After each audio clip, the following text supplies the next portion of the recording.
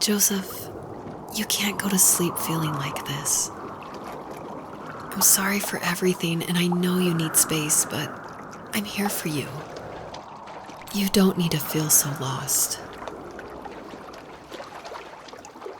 Joseph, have I ever told you what my mother was like?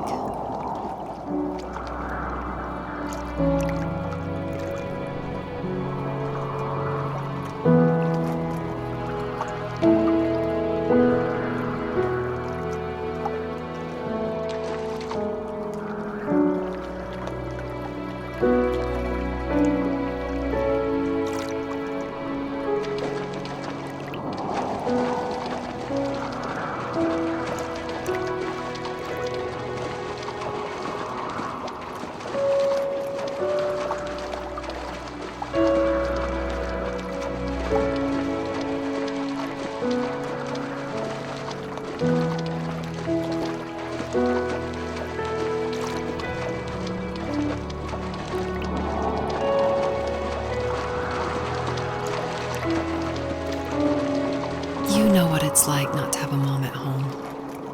And you know how hard that made my childhood.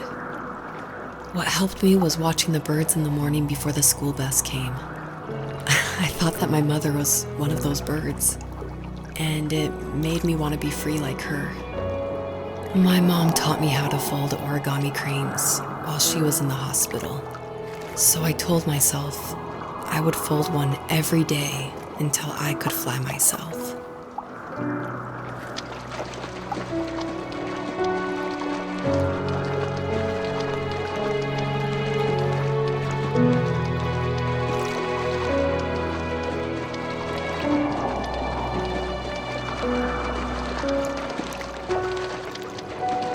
I think we both have always loved animals, and for me that love started with a dog. Sometimes this Rottweiler would come up to our property line and wait at the fence for me, but only once in a while. I was sure to check every day immediately after school, and it usually ended in disappointment. I would even steal money from my passed-out dad just so I could buy these off-brand dog biscuits. Even when she did stop by, she never went beyond the fence. Why was she so scared?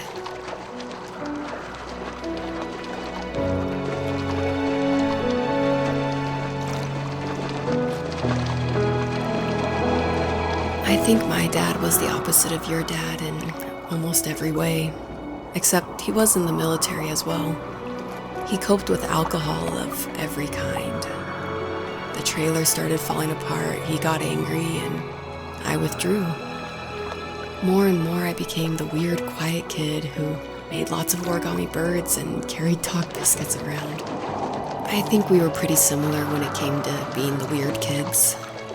And that same sincerity in college was one of the reasons I was so drawn to you.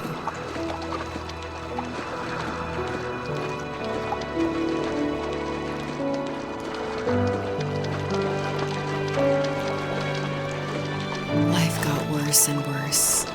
And at one point, I really didn't think I could survive another day with my soul still intact.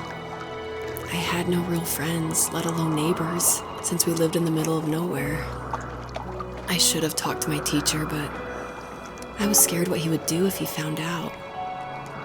As I waited for the school bus one morning, I walked around until I found something in an abandoned shed. Something I can't put into words.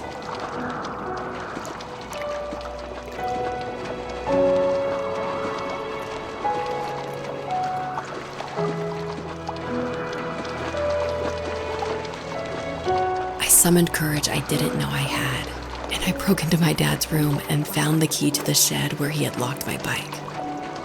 I'll never forget that feeling, of the wind rushing by my ears as the sun rose over fields of wheat. I was flying for the first time. I biked as far as my legs could take me until I found a house that felt friendly, and that felt like home. Those strangers helped me in so many ways. And if it wasn't for them, I wouldn't have found my foster family. And if it wasn't for my parents, I wouldn't have met you.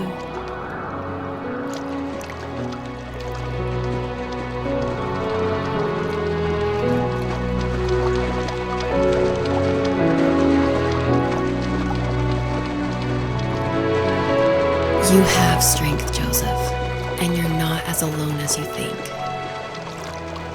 It's all just so pointless. Just waiting for life to happen. It's like having the home I always wanted is cursed out of my reach. The thought of being a parent myself. How could I do that when I couldn't even be a good son? I'm sorry. I know what you're saying. I just don't know how things will work out. These quiet hours will turn into years. We'll wonder which roads passed us by. Then we'll forge a new road together. Besides, I discovered for myself that one fateful morning where any hopeful road leads to. There may be thorns and mist, but it always leads to the same thing. And what's that? Family.